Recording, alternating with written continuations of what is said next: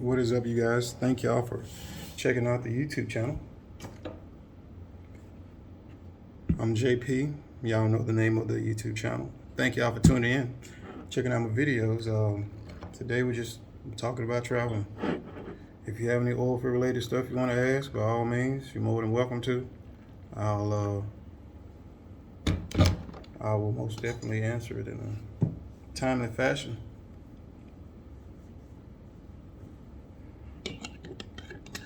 I got a 3-point outline I'm bringing up to you guys. My first experiences here in the Philippines, which is nothing compared to somebody who's been here for a long period of time.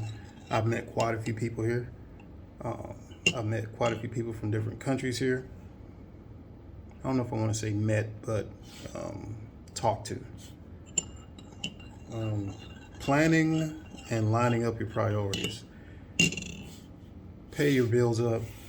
If you're staying for a month or you're staying for 10 days, I've met a lot of people that they were flying back here to come back to their house, their family, or whatever else. Some people are vacationing here for 10 days. Some people are vacationing here after they had already been here and they've come back. I've met people from Australia, New Zealand, and some other place with black people. I can't remember what it's called, but they're black. And it's a whole bunch of islands with them.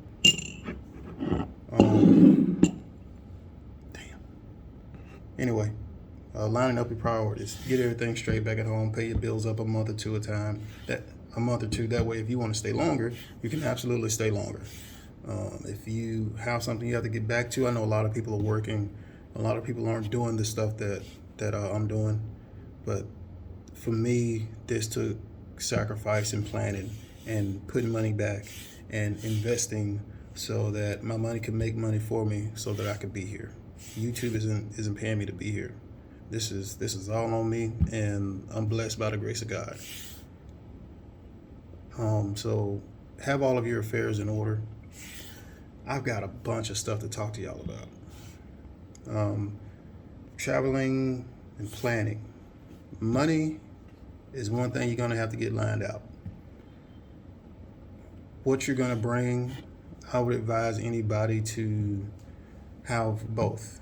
If you have a bank account, get you a separate bank account, and that can be your bank account that you use for your online purchases, and you have a card for that bank account, and your other stuff is separate where you can disconnect it so that you can't transfer money from one to the other, and bring a card with you and bring some cash with you. This place is very big on cash transactions, but they also take a debit card or credit card. Just watch where you use it at. Booking your flight. I'm probably going to be skipping around to a bunch of different stuff, but I'm going to try and stay within the track that I got it in my notes. Booking your flight. Make sure that you can get as comfortable as you want to get within your price range. Round trip was $1,600. That's for 30 days. The time I left to the time I go back. And that's if I don't change the flight date or update my seating, which I'm seriously thinking about doing that. The best places on the plane are the aisles and the aisle seats, the bulkhead seats, and the emergency exit row seats. Those are going to cost you more money, but it's worth it. It's worth it.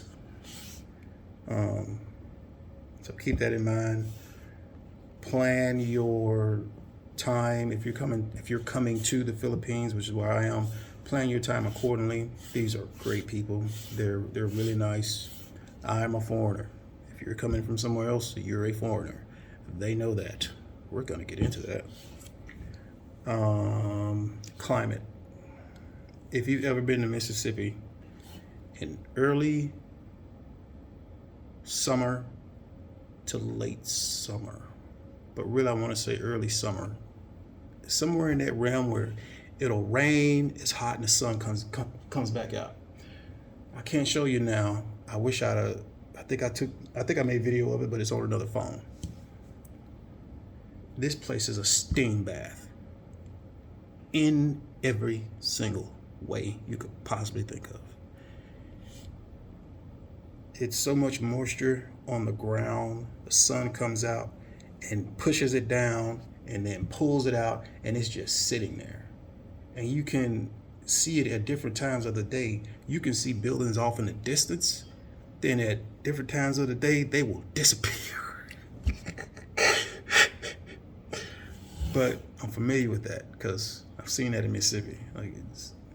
Anyway, if you've ever been to South Mississippi, you know what I'm talking about. So the climate here is really like being at home, except now in late October. Yeah, late October, it's actually started to cool off in Mississippi. And as I was getting ready to come here, there was a part of me was like, no, don't go. It's just starting to cool off. But I'm here and I'm blessed. I can't complain. Your phone service is not going to work over here. I have been told by different people that T-Mobile works over here, and I've told that by like 5 or 6 different people. T-Mobile transfers you over to international or something like that, or you have to do it yourself, but it's all part of your plan if you choose that with T-Mobile. I don't know if anybody else over here works. Don't know.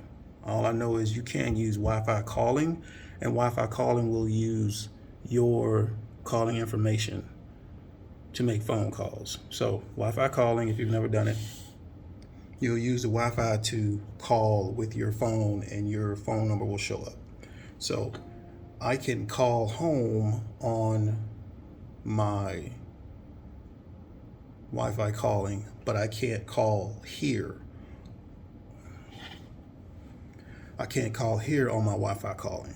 So that works. It allows me to communicate something back home if I need to, and you can almost get Wi-Fi just about everywhere. I will say just be careful where you use your Wi-Fi, what you do on your Wi-Fi. If you're going outside of your hotel range, you're going out somewhere in the public. So that should be part of the safety part of it, but we'll just keep on rocking. Talked about money. I would think if you're going to stay here for 10 days, bring about $2,000 or $1,000 and a debit card with access to $1,500 to $2,000, around $3,000 in all, American US dollars. That'll go a long way in 10 days. And to be honest with you, if you're gonna stay here for 30 days, that should be about what you'll really need if you're gonna stay here that long. Man, there's so much stuff to talk about. I tell you guys about my flight experience. Get up, walk, move. Oh yeah, we gotta talk about this. My personal preference when I'm flying is I try not to eat, or I eat once I get to the second half or the third half of my flight.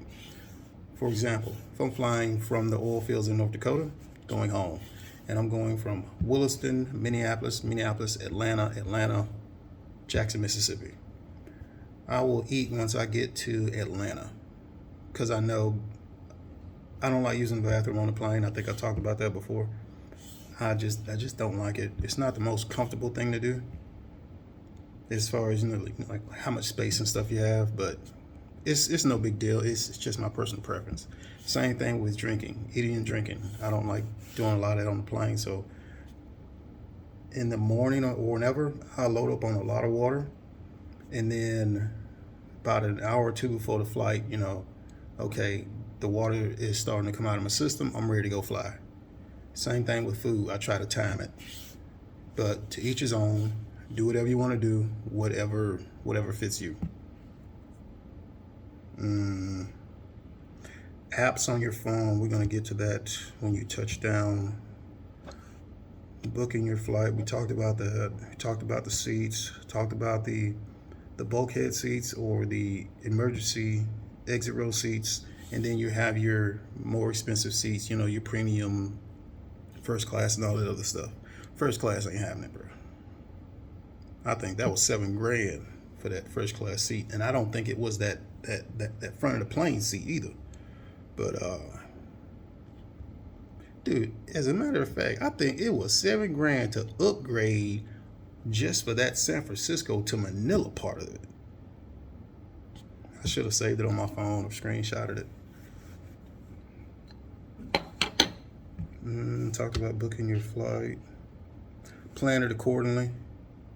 It's cheaper now because this is not the peak of the tourist season. This is why I chose to come now versus later. There's a hurricane / typhoon going on outside, but this one is not like, you know, the stuff we had. This is just some wind and then rain periodically. It ain't the stuff we've been known to have over there in the United States. This is just really just seems more like a storm with some wind. But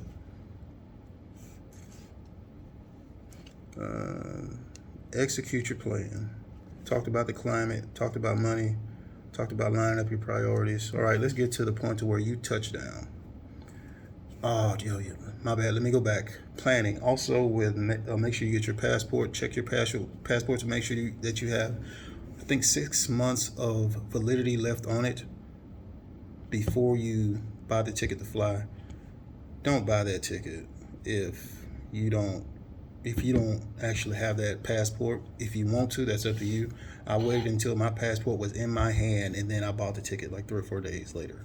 Also, I did have some trepidations about buying my ticket because once it came to the point of buying that ticket, spending that money, it was like, hey, there's no going back.